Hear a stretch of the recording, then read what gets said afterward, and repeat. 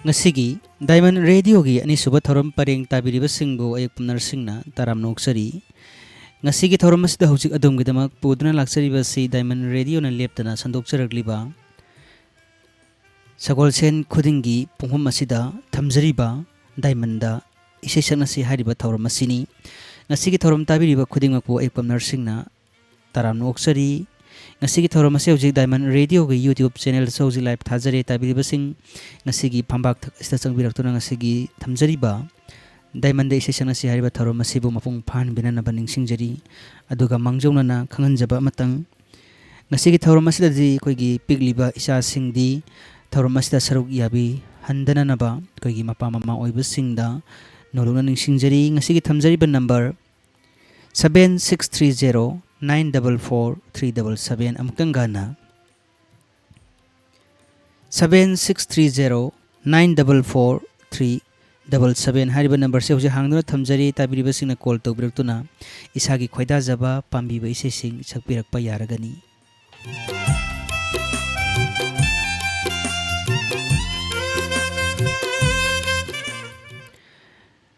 Hello Hello ahanbada isagi minga leifam gasi khangjage kana oibirabano Sarangpatagi Thiamrani kawe sa Sarangpatagi Thiamrani call tawbirakpa ahan boina adombo thagatpa phongdok sari isagi khoida jaba pambiba isai karamba sakpi gadoi nongtang khangjage Masari bom tana thakpa haukiba punsida aina langonda karira langjakiba do mate amtang sakjage sa bagini haije deko sa koigi isai hai or haiti haiba siri damak sakpa matamda taba matamda damak soidana khanglagadawni koi lotpasu ya ponte ko aduna isai se hobiro taminasi horage sa haite hobiro haukiba punsida aina langonda karamba iran langjakiba haukiba punsida nongmata lasuna yenglako laikhatana manglaba punchise asita thokna nahan asiba thalai lo sanjarage yam pakhale ngasina ahanba phangbibo oirebro natte sa yam angi sai phadaba dumak isai se phadraga sa dumak yamna fajana sakdok pire yamna fajai adubo ahanba caller su oibanina thagasari ado tentak po wafam da hugse covid ki ani suba face lakpasida sarangpat mai kaisidi kamai tawrige sara khoi covid vaccine han ka thok sara ayam lo ka thok sara khoi maksuk tana yam kana social distancing ak tana leijari sa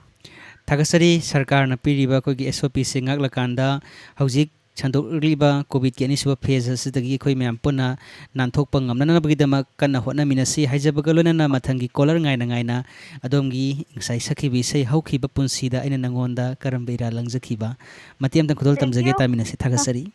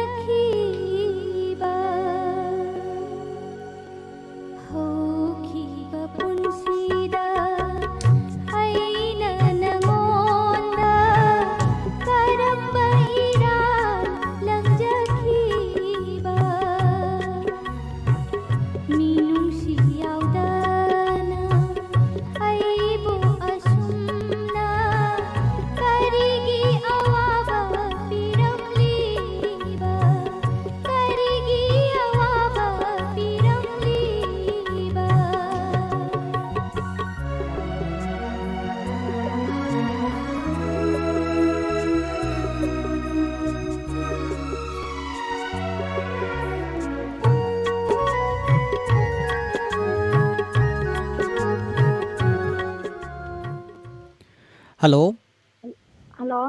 ahanbada isagi minga leifamga haibiyo iPhone 2001 tikan ka di snata ko bisa sanathoi karamba pambiba isai sakpi gadoino kavita ke sakta hai ning da kya ba bodin sukte bisa hoi adudi hobiro yamna su phajaba lirabasu namak yamna taabda nungai be sei ni haijabatai hawiba yarabro yar chera hobiro hai ning da yasu hai jabanam Isintina Ninda kiloso Ninjaba kare Inisina Isimananga Kai malamdai Numisida Thawai da hasanga Sitnai ramdai Ni kuta Hai berkayasu Hai jabalamde Isintina Pamun nasa Rakitat lamde Idom sin hosni Karam el homi Nahal yaudana Hingga punsi Kawai Yaudraba Hotang polangi Tapi ramune Musiba nahana Kaina ragawada Pambaya matandi Hai nimba sayasu Hai dabayamde Isinsira Nung dolay kenung Ini talaba Lam yisigabong Paiba lam laba Yatung induna Lasaning bani Mama Halako Nung silang damdam Ay bawang madawa Set lambat khúc lỡ số Ngày về đông nilang tabo Mong không đi lấy mai đa Hay ninh bờ kaya su Hay ra bờ nhầm đi Isin sila Kung ba sinuso Yang haba pandure Inisina Nagsibalangga Tayo na lumbar Numisida Haway ka kasangga Sinayanggan Nilikot ka Ay dinga kaya so Ay jabal lamde Isusina Yagan ka ꯑꯣꯟꯊꯣꯛꯅ ꯐꯖꯅ ꯏꯁꯩꯁꯦ ꯊꯃꯣꯏ ꯀꯥꯏꯅ ꯁꯛꯇꯣꯛꯄꯤꯔꯛꯈ꯭रे ꯑꯕꯦꯝꯃ ꯑꯕꯦꯝꯃ ꯑꯕꯦꯝꯃ ꯀꯣ ꯑꯩꯈꯣꯏꯒꯤ ꯑꯕꯦꯝꯃ ꯑꯍꯨꯝ ꯍꯥꯏꯖꯕ ꯇꯥꯏ ꯑꯩꯈꯣꯏꯒꯤ ꯌꯥꯝꯅ ꯐꯖꯩ ꯍꯥꯏꯗꯅ ꯑꯗꯨꯃꯛ ꯊꯥꯒꯠꯄꯤꯔꯛꯏ ꯊꯥꯒꯠꯆꯔꯤ ꯀꯣꯂꯔ ꯍꯥꯏꯗꯅꯁꯨ ꯑꯩꯈꯣꯏꯒꯤ ꯂꯥꯏꯛ ꯇꯧꯕꯤꯔꯛꯏ ꯈꯨꯕꯥꯛ ꯈꯨꯕꯤꯔꯛꯏ ꯑꯗꯨꯒ ꯌꯥꯝꯅꯁꯨ ꯑꯩꯈꯣꯏꯒꯤ ꯑꯗꯨꯃꯛ ꯉꯁꯤꯒꯤ ꯁ꯭ꯇ꯭ꯔꯤꯃꯔꯁꯤꯡꯅ ꯑꯗꯨꯃꯛ ꯌꯥꯝꯅ ꯐꯖꯅ ꯊꯥꯒꯠꯄꯤꯔꯛꯏ ꯊꯥꯒꯠꯆꯔꯤ ꯑꯗꯨꯗꯤ ꯃꯊꯪꯒꯤ ꯀꯣꯂꯔꯗꯒꯤ ꯈꯨꯗꯣꯡꯆꯥꯕ ꯉꯥꯏꯃꯤꯟꯅꯗꯨꯅ ꯏꯁꯥꯒꯤ ꯑꯩꯈꯣꯏꯒꯤ ꯏꯁꯩꯁꯨ ꯁꯛꯇꯣꯛꯄꯤꯔꯛꯈ꯭ꯔꯦ ꯃꯊꯪꯒꯤ ꯀꯣꯂꯔꯗꯒꯤ ꯏꯁꯩꯁꯨ ꯑꯃꯨꯛ ꯇꯥꯃꯤꯟꯅꯕꯒꯤ ꯇꯥꯟꯖꯥꯗꯨ ꯉꯥꯏꯃꯤꯟꯅꯁꯤ ꯍꯥꯏꯅꯤꯡꯕ ꯀꯌꯥꯁꯨ ꯍꯥꯏꯖꯕ ꯅꯪꯗ ꯂꯩꯍꯧꯕꯗꯣ ꯀꯥꯏꯅꯕ ꯅꯨꯃꯤꯠꯇ ꯄꯤꯔꯥꯡ ꯄꯤꯔꯣꯏꯅꯅ ꯌꯦꯡꯍꯧꯕꯗꯣ ꯀꯌꯥꯔꯛ ꯈꯜꯂꯤ ꯀꯥꯎꯊꯣꯛꯂꯒꯦ ꯀꯥꯎꯕ ꯉꯝꯗꯦ ꯊꯋꯥꯏꯗꯤ ꯂꯩꯍꯧꯔꯦ ꯅꯨꯡꯁꯤ ꯅꯪꯒꯤ ꯅꯅꯥꯛꯇ ꯍꯥꯏꯅꯤꯡꯕ ꯀꯌꯥꯁꯨ ꯍꯥꯏꯖꯕ ꯅꯪꯗ ꯂꯩꯍꯧꯕꯗꯣ ꯍꯜꯂꯣ ꯍꯜꯂꯣ Hello? ꯑꯍꯥꯟꯕꯗ ꯏꯁꯥꯒꯤ ꯃꯤꯡꯒ ꯂꯩꯐꯝꯒꯁꯤ ꯈꯪꯖꯒꯦ ꯀꯛꯆꯤꯡꯗꯒꯤ ꯃꯦꯝꯆꯥ ꯀꯧꯏ ꯊꯥꯒꯠꯆꯔꯤ ꯑꯗꯣꯝꯕꯨ ꯇꯔꯥꯝꯅ ꯑꯣꯛꯆꯔꯤ ꯈꯣꯏꯗꯥꯖꯕ ꯄꯥꯝꯕꯤꯕ ꯏꯁꯩ ꯀꯔꯝꯕ ꯁꯛꯄꯤꯒꯗꯒꯦ ꯏꯁꯩ ꯃꯇꯦꯛ ꯑꯃ ꯁꯛꯆꯒꯦ ꯁꯥꯔ ꯏꯁꯩꯒꯤ ꯁꯩꯍꯧꯗꯨ ꯑꯃꯨꯛꯇꯪ ꯅꯤꯡꯁꯤꯡꯕꯤꯔꯝꯕ ꯌꯥꯕ꯭ꯔꯣ ꯌꯥꯏ ꯀꯔꯝꯕ ꯏꯁꯩ ꯑꯣꯏꯕꯤꯔꯕꯅꯣ ꯑꯃꯨꯛꯇꯪ ꯍꯥꯏꯕꯤꯌꯨ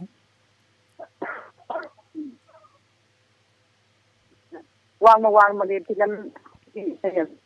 ꯃꯇꯦꯛ ꯈꯤꯇꯪ ꯉꯪꯖꯒꯦ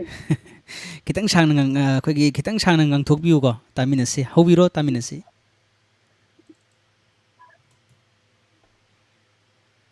lâu lấy trên đời ai mà mây ôi đời đuông đốn lịch lao ba đời tại nhà mày sao mày mày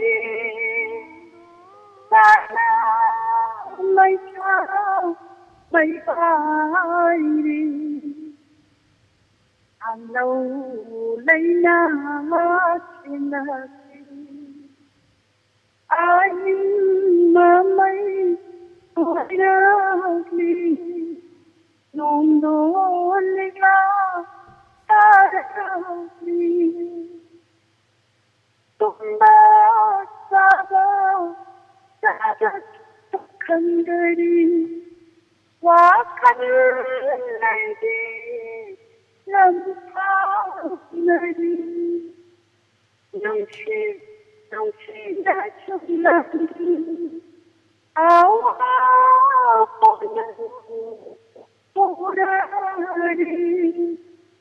thật nên ai quan心人đi phải đã mây sao mây chi gọi càng lâu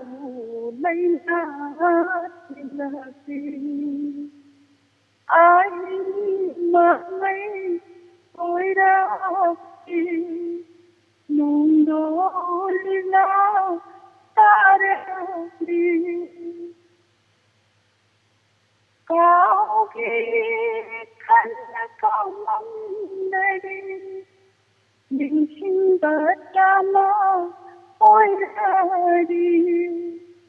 ai nó kiến đi ai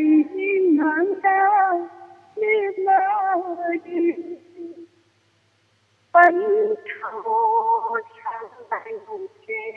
đâu bám bên trốn đi nó ta đi để tha để go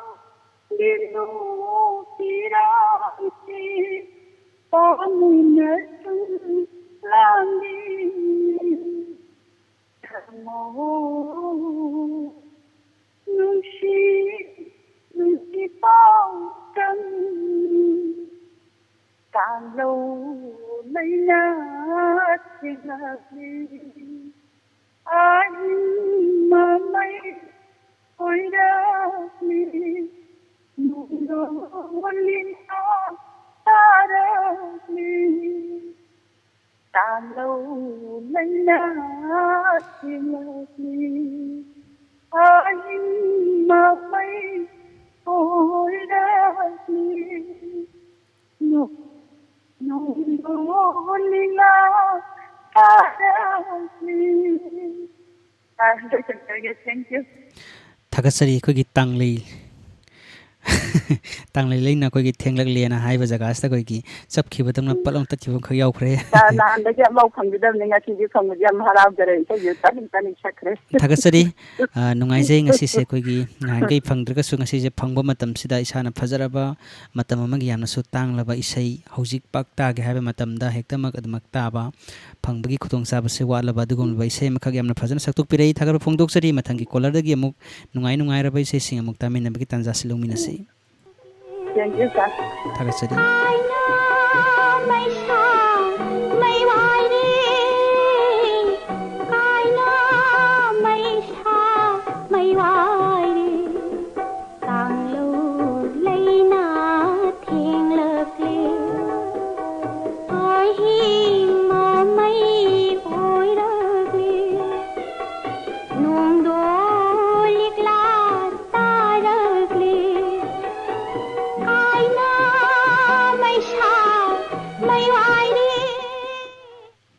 Hello.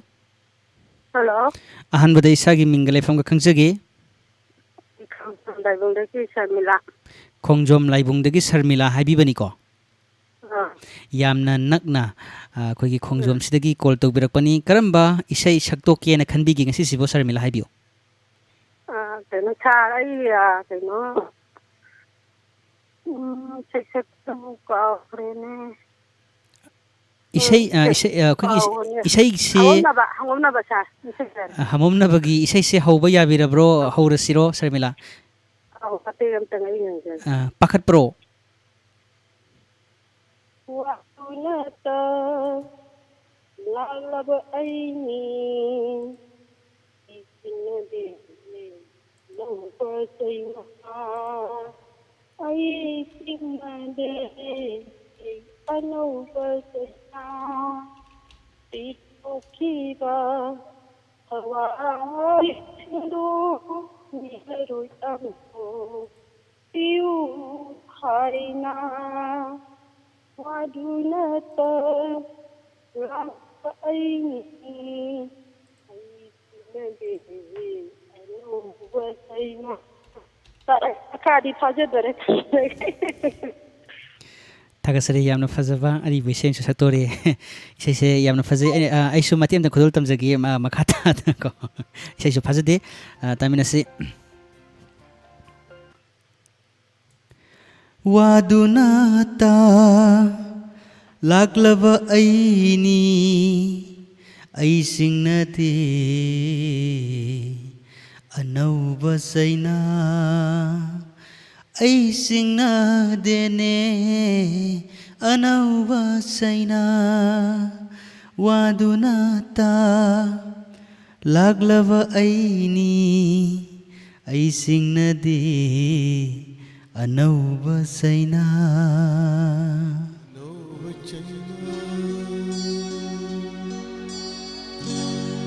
ꯋꯥꯗꯨꯅꯇ ꯂꯥꯛꯂꯕ ꯑꯩꯅꯤ ꯋꯥꯗꯨꯅꯇ ꯂꯥꯛꯂꯕ ꯑꯩꯅꯤ ꯑꯩ ꯆꯤꯡꯅꯗꯤ ꯑꯅꯧꯕ ꯆꯩꯅꯥ ꯑꯩ ꯆꯤꯡꯅꯗꯦ ꯑꯅꯧꯕ ꯆꯩꯅꯥ ꯑꯩ ꯆꯤꯡꯅꯗꯦꯅꯦ ꯑꯅꯧꯕ ꯆꯩꯅꯥ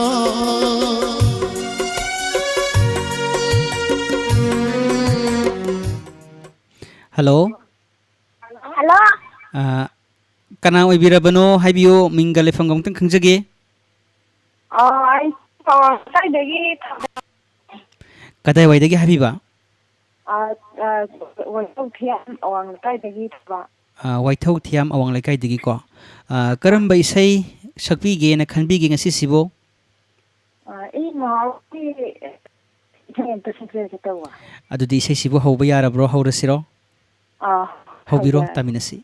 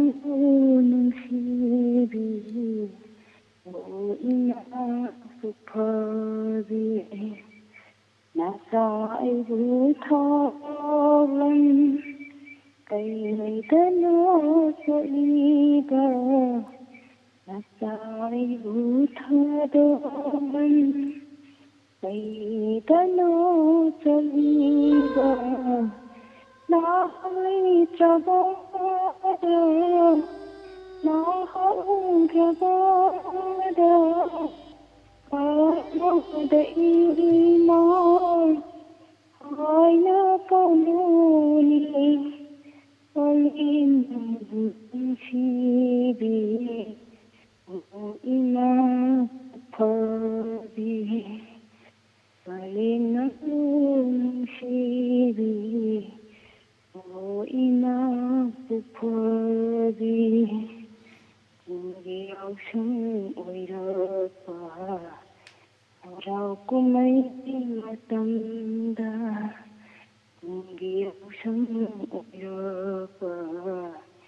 Harau kumai matamda Ikhu sanaba ibo Ngam mayu oina jaga Ikhu sanaba ibo Ngam mayu oina jaga Hum jate neima Hum jate neima Nasage punsida Itaw yengelo para Palilang sibi O ina supabi Palilang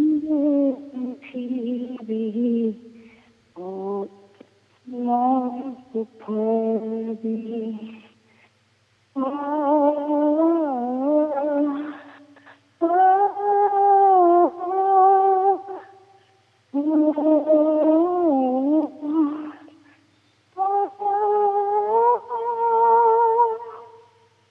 Inanadi kayana Toina inanangbu Karam haina kutige Halaknaga inanangbu Amukta dilila jage Amukta dilila jage Miya mamanda Itaw yengelo tara Palilang sibi O ina upabi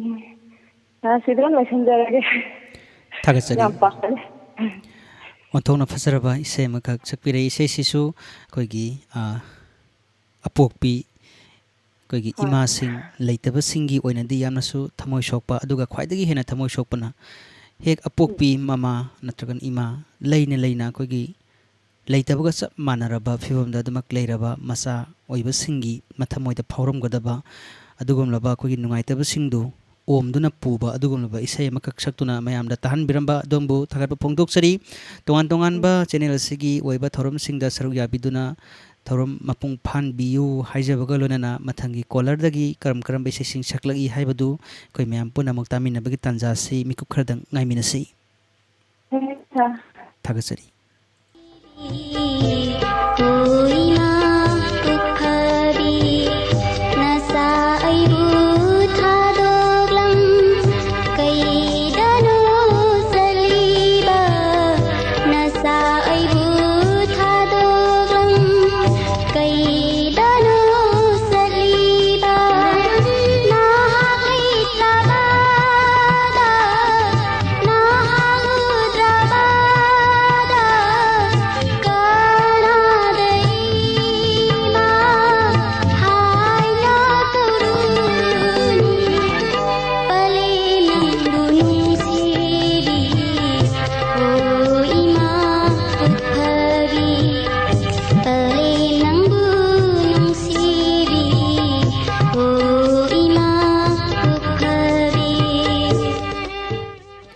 Hello. Ring me.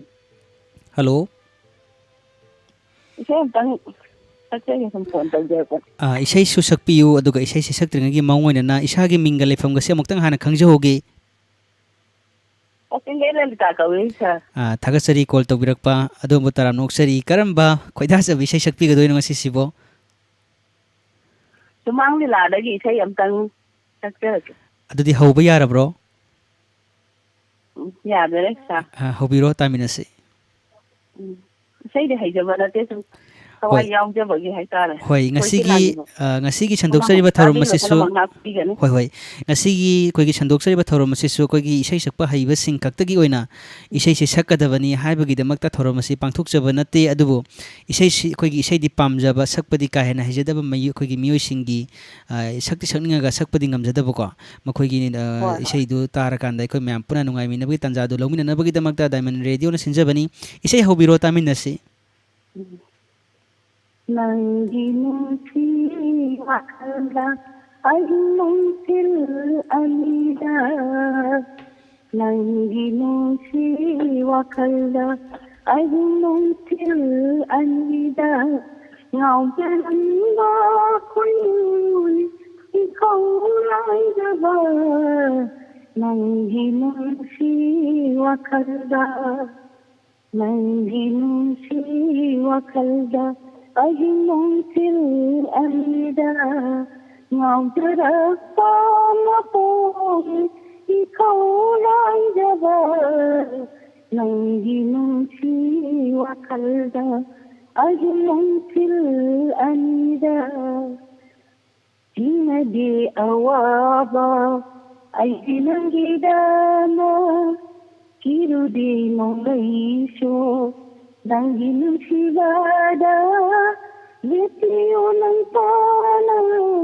punchidi litiyo ng tana punchidi oyna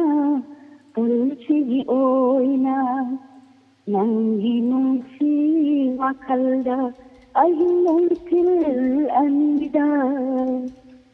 나시 아히라이 콜세 버선터기 아유 오이세누 나시 아히라이 콜세 버선터기 아유 오이세누 Pomsa lagi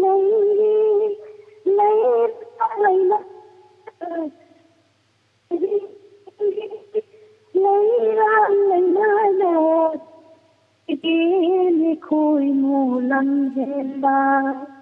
Igili koi mulam jenda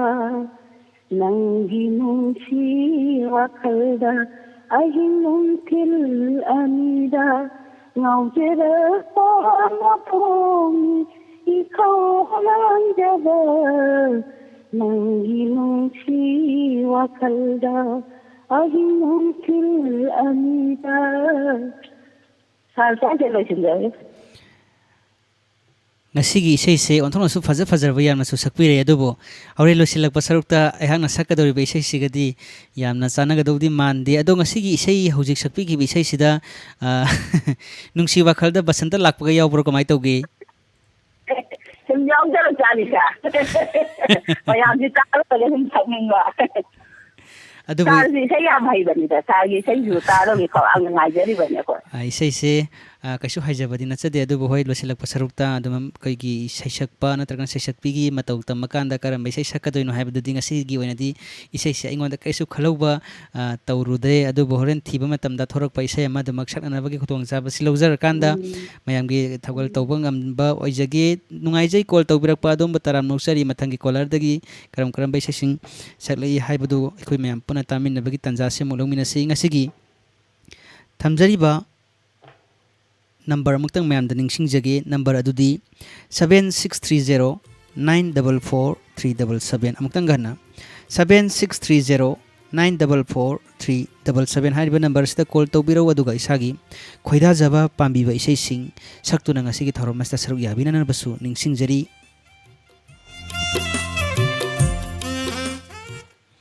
hello good evening kana oibirabano amuktang khangjahuge Kapam lagi RGT Talkshow. Thakasari call tawbirakpa adom bataram noksari karamba khoida jaba isai sakpi gadoino Moirang Kepti ki darana sakpa Ningkong Megazin ki Mayika athapada kauraganu do oramdo male Omani mati yang kata sakjai isa sa koi ge athapada kauba yawbro kamai tawge han hangjoge akhoi chahi amamina kaunadreda hoi sahi yamabni kaunadre naha wari da yamringai da kaunarambane ba hoi ado koi gi naha wari da kaunaramba koi gi athapagi khukau do hojik an orakanda kamaina kauge haibado isa gi khonjel dige koi myam panda tamina bai tanja silawmina ba yarabro haurasiro haujarage adadi haubiro tamina si Atapada kauraganu laingam dare miram sida Atapada kauraganu ꯂꯩꯉꯝꯗꯔꯦ ꯃꯤꯔꯝꯁꯤꯗ ꯊꯣꯂꯕꯤ ꯂꯩꯅꯥꯒꯨꯝꯕꯤ ꯊꯣꯂꯕꯤ ꯂꯩꯅꯥꯒꯨꯝꯕꯤ ꯋꯥꯔꯨꯒꯅꯨ ꯂꯥꯛꯂꯦ ꯑꯩ ꯑꯊꯥꯞꯄꯗ ꯀꯧꯔꯒꯅꯨ ꯂꯩꯉꯝꯗꯔꯦ ꯃꯤꯔꯝꯁꯤꯗ ꯄꯥꯏꯔꯛꯂꯣꯔ ꯑꯩꯕꯨ ꯁꯥꯈꯞꯇꯣꯏꯕ ꯁꯦꯛꯂꯥ ꯑꯣꯏꯅ ꯄꯥꯏꯔꯛꯂꯣꯔ ꯑꯩꯕꯨ ꯁꯥꯈꯞꯇꯣꯏꯕ ꯁꯦꯛꯂꯥ ꯑꯣꯏꯅ ꯂꯣꯏꯕꯤ ꯆꯤꯡꯂꯣꯜꯂꯥꯅ ꯂꯩꯆꯤꯜ ꯈꯣꯡꯅꯦꯠꯅ ꯂꯣꯏꯕꯤ ꯆꯤꯡꯂꯣꯜꯂꯥꯅ ꯂꯩꯆꯤꯜ ꯈꯣꯡꯅꯦꯠꯅ ꯃꯇꯥꯡꯁꯤ ꯂꯣꯏꯁꯤꯜꯂꯒꯦ ꯏꯁꯩꯁꯦ ꯌꯥꯝꯅ ꯐꯖꯔꯝꯕꯅꯦ ꯑꯗꯣ ꯁꯣꯔ ꯇꯠꯀꯦ ꯇꯧꯏ ꯍꯣꯏ ꯍꯣꯏ ꯌꯥꯝꯅꯁꯨ ꯐꯖꯅ ꯏꯁꯩꯁꯦ ꯁꯛꯇꯣꯛꯄꯤꯔꯛꯈ꯭ರೆ ꯑꯗꯨꯕꯨ ꯑꯩꯈꯣꯏꯒꯤ ꯍꯥꯟꯅ ꯅꯍꯥ ꯑꯣꯏꯔꯤꯉꯩꯗ ꯑꯊꯥꯞꯄꯗꯒꯤ ꯀꯧꯔꯛꯄ ꯈꯣꯟꯖꯦꯜꯗꯨ ꯉꯁꯤꯁꯨ ꯅꯍꯧꯅꯅ ꯑꯩꯈꯣꯏꯒꯤ ꯑꯍꯟ ꯑꯣꯏꯔꯛꯂꯕ ꯆꯍꯤ ꯌꯥꯝꯂꯛꯂꯕ ꯃꯇꯝꯁꯤꯗ ꯑꯊꯥꯞꯄꯗꯒꯤ ꯀꯧꯔꯛꯄ ꯈꯣꯟꯖꯦꯜꯁꯤ ꯑꯅꯤꯒꯤ ꯃꯤꯠꯌꯦꯡꯒꯤ ꯃꯑꯣꯡꯁꯤ ꯍꯧꯖꯤꯛ ꯑꯗꯣꯝꯅ ꯁꯛꯄꯤꯗꯅ ꯃꯌꯥꯝꯗ ꯇꯥꯍꯟꯕꯤꯈ꯭ꯔꯦ ꯊꯥꯒꯠꯄ ꯐꯣꯡꯗꯣꯛꯆꯔꯤ ꯑꯩꯅ ꯑꯃꯨꯛ ꯃꯇꯦꯛ ꯑꯃꯨꯛ ꯈꯨꯗꯣꯜ ꯇꯝꯖꯒꯦ ꯃꯌꯥꯝ ꯉꯥꯏꯍꯥꯛ ꯁꯨꯝ ꯅꯨꯡꯉꯥꯏꯃꯤꯟꯅꯕ ꯑꯣꯏꯅ ꯃꯌꯥꯝ ꯄꯨꯟꯅ ꯇꯥꯃꯤꯟꯅꯁꯤ Thank you. ꯑꯊꯥꯞꯄꯗ ꯀꯧꯔꯒꯅꯨ ꯂꯩꯉꯝꯗꯔꯦ ꯃꯤꯔꯝꯁꯤꯗ ꯑꯊꯥꯞꯄꯗ ꯀꯧꯔꯒꯅꯨ ꯂꯩꯉꯝꯗꯔꯦ ಮಿರಂಸಿದ ಪೈರಕ್ಲೋರ ಐಬು ಸಾಖಪ್ತೋಯ್ಬ ಸೇಕ್ಲಾ ಓಯ್ನ ಪೈರಕ್ಲೋರ ಐಬು ಸಾಖಪ್ತೋಯ್ಬ ಸೇಕ್ಲಾ ಓಯ್ನ ನದೋಮ್ ತರಕ್ ಇಸೈಸೆ ಐಜೋ ಸುಮಾಯ್ನ ಅꯩꯈꯣꯏꯒꯤ ꯁꯣꯏꯕꯒꯤ ꯅꯨꯡꯉꯥꯏꯕꯁꯨ ꯑꯗꯨꯝ ꯂꯩꯀꯣ ꯃꯔꯝꯗꯤ ꯑꯩꯈꯣꯏꯁꯤ ꯏꯁꯩ ꯌꯥꯝꯅ ꯁꯦꯡꯅ ꯍꯥꯏꯕ ꯃꯇꯝꯗ ꯑꯩꯈꯣꯏꯁꯤ ꯏꯁꯩ ꯁꯦꯡꯅ ꯍꯥꯏꯕꯗ ꯑꯩꯈꯣꯏꯒꯤ ꯄ꯭ꯔꯣꯐꯦꯁꯅꯦꯜ ꯁꯤꯡꯒꯔ ꯑꯃ ꯑꯣꯏꯅ ꯏꯁꯩ ꯁꯛꯄ ꯅꯠꯇꯦ ꯑꯗꯨꯕꯨ ꯃꯌꯥꯝ ꯄꯨꯟꯅ ꯉꯥꯏꯍꯥꯛ ꯅꯨꯡꯉꯥꯏꯃꯤꯟꯅꯕꯒꯤ ꯇꯥꯟꯖꯥꯁꯤꯗ ꯑꯩꯈꯣꯏꯒꯤ ꯑꯁꯣꯏꯕꯁꯤꯅ ꯑꯩꯈꯣꯏꯒꯤ ꯉꯥꯛꯇꯪ ꯑꯣꯏꯔꯒꯁꯨ ꯑꯩꯈꯣꯏꯒꯤ ꯅꯣꯛꯊꯣꯛꯃꯤꯟꯅꯕꯒꯤ ꯇꯥꯟꯖꯥꯁꯦ ꯑꯗꯨꯛꯀꯤ ꯃꯇꯤꯛ ꯌꯥꯝꯅ ꯆꯥꯎꯅ ꯑꯗꯨꯝ ꯄꯤꯕꯤꯕꯀꯣ ꯑꯩꯈꯣꯏꯒꯤ ꯍꯥꯏꯅꯕꯁꯨ ꯂꯩ ꯑꯍꯟꯁꯤꯡꯅ ꯅꯣꯛꯊꯣꯛꯄꯁꯤ ꯑꯩꯈꯣꯏꯒꯤ ꯅꯣꯡꯃꯒꯤ ꯑꯃꯨꯛꯇꯪ ꯑꯣꯏꯅ ꯅꯣꯛꯂꯒꯗꯤ ꯑꯩꯈꯣꯏꯒꯤ ꯏꯒꯤ ꯈꯣꯡꯖꯦꯜꯁꯤ ꯈꯤꯇꯪ ꯑꯍꯣꯡꯕ ꯂꯥꯛꯏ ꯍꯥꯏꯕꯒꯤ ꯑꯗꯨꯃꯛ ꯑꯍꯟꯁꯤꯡꯒꯤ ꯑꯣꯏꯕ ꯄꯥꯎꯔꯧꯁꯨ ꯑꯗꯨꯃꯛ ꯃꯌꯥꯝꯅꯁꯨ ꯑꯗꯨꯃꯛ ꯇꯥꯕꯤꯔꯤꯕꯅꯤꯅ ꯀꯩꯁꯨ ꯑꯩꯈꯣꯏꯒꯤ ꯁꯣꯏꯕꯗ ꯅꯣꯛꯅꯕ ꯍꯥꯏꯕꯁꯤ ꯃꯁꯤꯒꯤ ꯀꯩꯁꯨ ꯀꯥꯟꯅꯕꯁꯤ ꯏꯔꯩ ꯂꯩꯇꯕ꯭ꯔꯥ ꯍꯥꯏꯅ ꯈꯟꯖꯩ ꯑꯗꯨꯕꯨ ꯏꯁꯥꯅ ꯉꯁꯤꯒꯤ ꯊꯧꯔꯝ ꯑꯁꯤꯗ ꯀꯣꯜ ꯇꯧꯕꯤꯔꯛꯇꯨꯅ ꯁꯔꯨꯛ ꯌꯥꯕꯤꯕ ꯑꯗꯣꯝꯕ ꯊꯥꯒꯠꯄ ꯐꯣꯡꯗꯣꯛꯆꯔꯤ ꯃꯊꯪꯒꯤ ꯇꯣꯉꯥꯟ ꯇꯣꯉꯥꯟꯕ ꯊꯧꯔꯝꯁꯤꯡꯗ ꯁꯔꯨꯛ ꯌꯥꯕꯤꯌꯨ ꯍꯥꯏꯖꯕꯒ ꯂꯣꯏꯅꯅ ꯃꯊꯪꯒꯤ ꯀꯣꯂꯔꯗꯒꯤ ꯈꯨꯗꯣꯡꯆꯥꯕ ꯂꯧꯔꯀꯥꯟꯗ ꯏꯁꯩꯁꯤꯡ ꯑꯃꯨꯛ ꯃꯊꯪ ꯇꯥꯃꯤꯟꯅꯁꯤ Thank you. ꯊꯥꯒꯠꯆꯔꯤ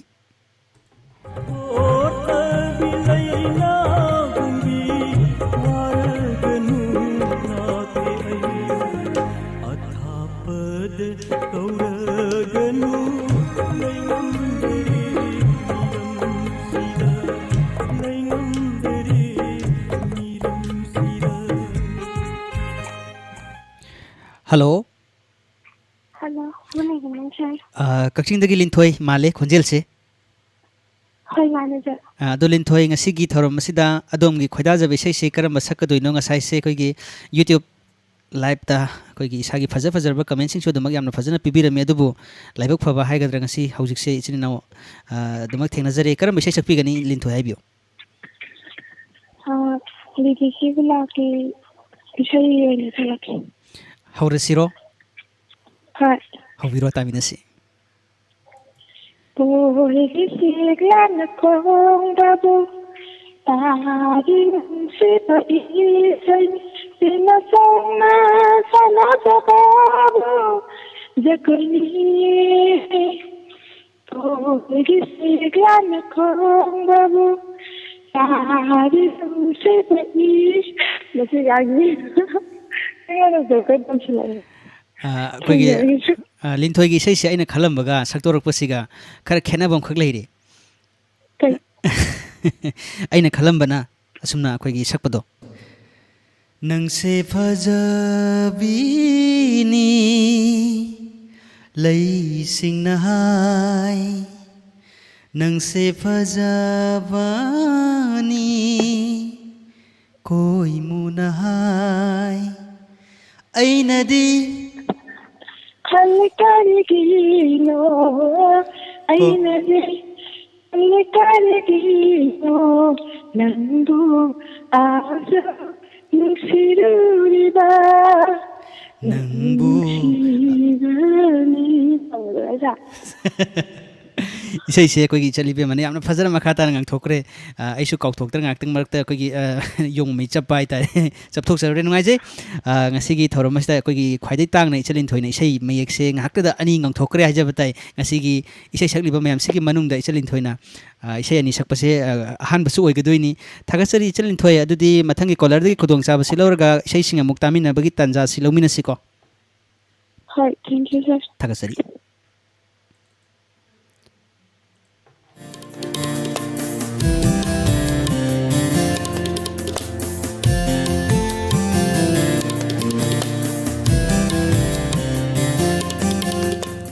Hello. Hello. Ahan bada isagi mingal ifam ga haibiu. Hello. Hello tazari ye isagi mingal ifam ga semtang khangjage kana oibirabano. Ai kanudagi Tejipurdagi Tebu Makali Kai Yelangung Oba. Thagasari call tawbirakpa adom bataran oksari isagi khoida jabe isai karamba sakpi gadagi ngasi sibo. Ai ama ita sakherage. Hoi hoi adudi hobiro taminasi matam su lesilaktrabanina isana su ngasi gi oina de khoi gi aroiba caller si oiba yabra haibado matang yengjage. Migi pungindi kamludana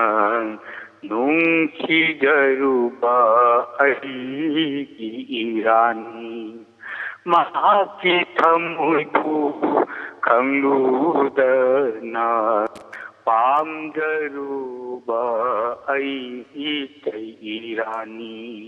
migi pungindi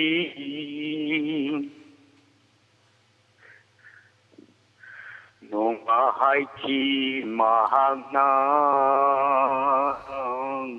punchigi thadu piganu Nongahai mahagna punchigi thadu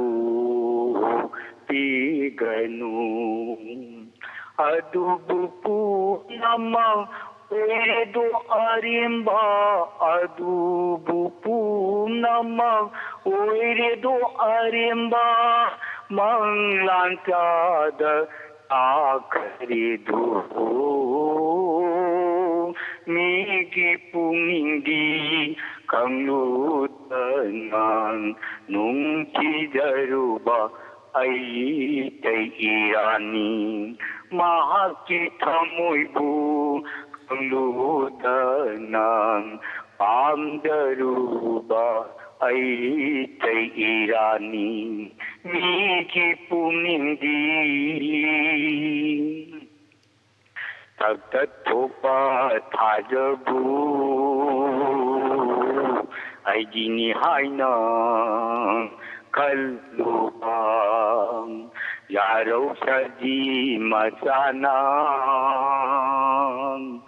Najing Puti Taurang Bang Mama Gitam Pata Lairi Binawana Mama Gitam Pata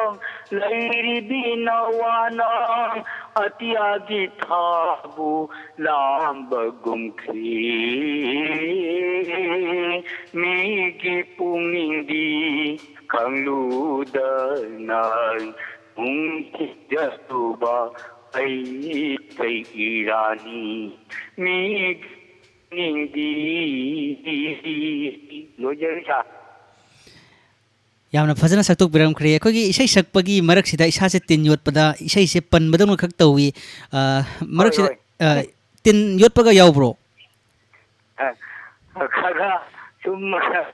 toina tawdabanina ek wakando adaga tawjan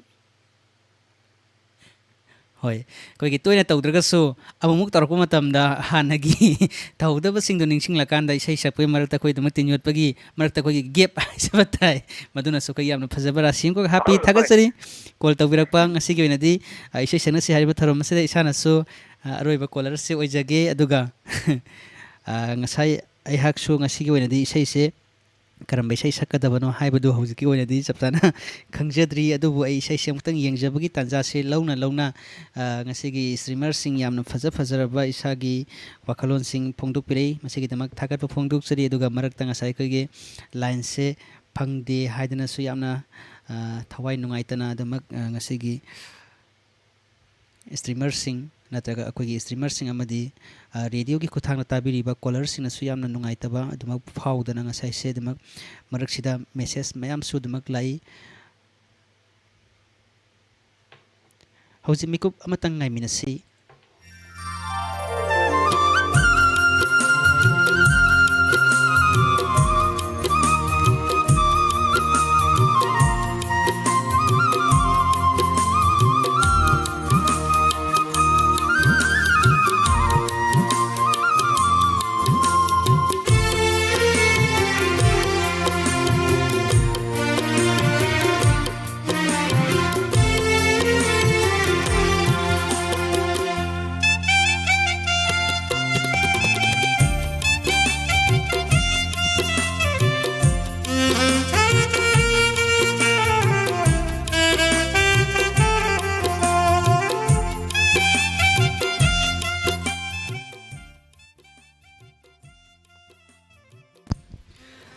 ꯍꯧꯖꯤꯛ ꯃꯌꯥꯝ ꯁꯦꯝ ꯁꯥꯕꯁꯤ ꯂꯣꯏꯖꯔꯦ ꯏꯁꯩꯁꯤ ꯑꯩꯅ ꯍꯦꯛ ꯊꯤꯕ ꯃꯇꯝꯗ ꯀꯣꯡꯒ꯭ꯔꯥꯏꯂꯥꯠꯄꯝ ꯗꯤꯅꯦꯁ ꯁꯔꯃꯒꯤ ꯏꯁꯩ ꯑꯃꯈꯛ ꯐꯪꯖꯩ ꯏꯁꯩꯁꯤ ꯁꯛꯆꯒꯦ ꯏꯁꯩꯁꯦ ꯇꯥꯃꯤꯟꯅꯗꯨꯅ ꯃꯌꯥꯝ ꯄꯨꯟꯅ ꯄꯣꯊꯥꯃꯤꯟꯅꯁꯤ ꯏꯁꯩꯁꯤ ꯀꯩꯁꯨ ꯑꯩꯈꯣꯏꯅ ꯍꯩꯖꯕꯗꯤ ꯅꯠꯇꯦ ꯑꯩꯈꯣꯏꯒꯤ ꯁꯩꯁꯛꯄꯁꯤꯒꯤ ꯃꯇꯧ ꯇꯝꯂꯀꯥꯟꯗ ꯏꯁꯩꯁꯤ ꯁꯛꯆꯒꯗꯕꯅꯤ ꯁꯣꯏꯈꯤꯕ ꯂꯥꯟꯈꯤꯕ ꯌꯥꯎꯔꯕꯁꯨ ꯇꯥꯕꯤꯔꯤꯕꯁꯤꯡꯅ ꯄꯨꯛꯆꯦꯜ ꯆꯥꯎꯅ ꯉꯥꯛꯄꯤꯅꯅꯕ ꯑꯩꯍꯥꯛꯀꯤ ꯃꯥꯏꯀꯩꯗꯒꯤ ꯍꯥꯏꯖꯔꯤ ꯏꯁꯩ ꯍꯧꯖꯒꯦ ꯇꯥꯃꯤꯟꯅꯁꯤ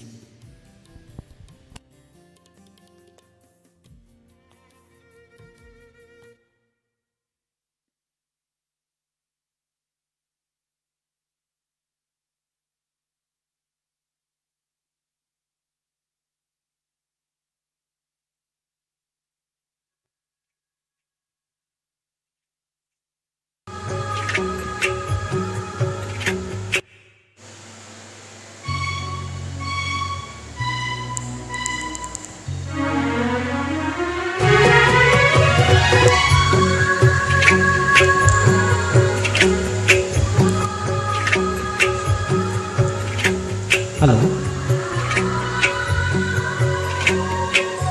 Pirone nagi thamoy nungsibi nangna aingoda nagi nungsiwahai nungsingduna ta layene tumhalo nangna awaba thamoy pirone nagi thamoy nungsibi nangna aingoda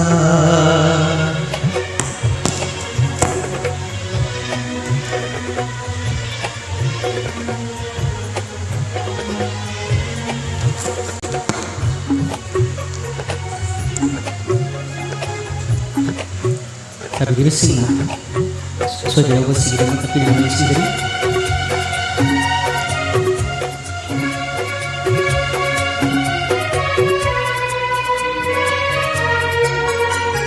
Nong matang nangbu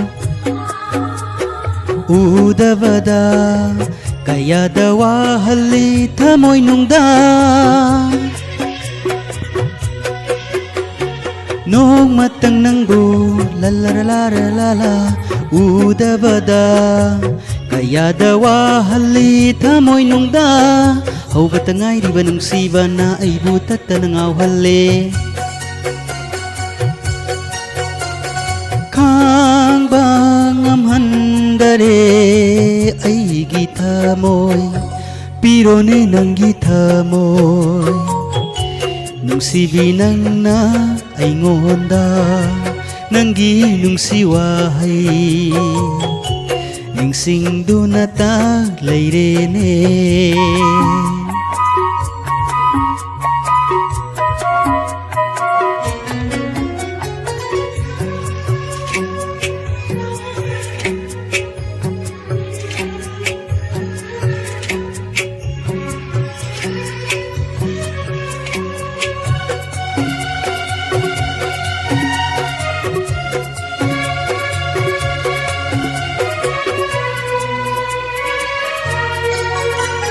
Nanga aiga la la la la la la la thamoi ani unakhiba numituda Nanga aiga thamoi ani unakhiba numituda kayada ngawhankhiba nangna aibu kayada sumhatkhiba Thamoigi atiyada thaja oiki pirone nangi thamoi Nungsibi nangna aingonda nangi nungsi wahai Ningsingduna ta lairene tumhalo nangna ngauraba thamoi se pirone nangi thamoi Nungsibi nangna aingonda nangi nungsi wahai Ningsingduna ta lairene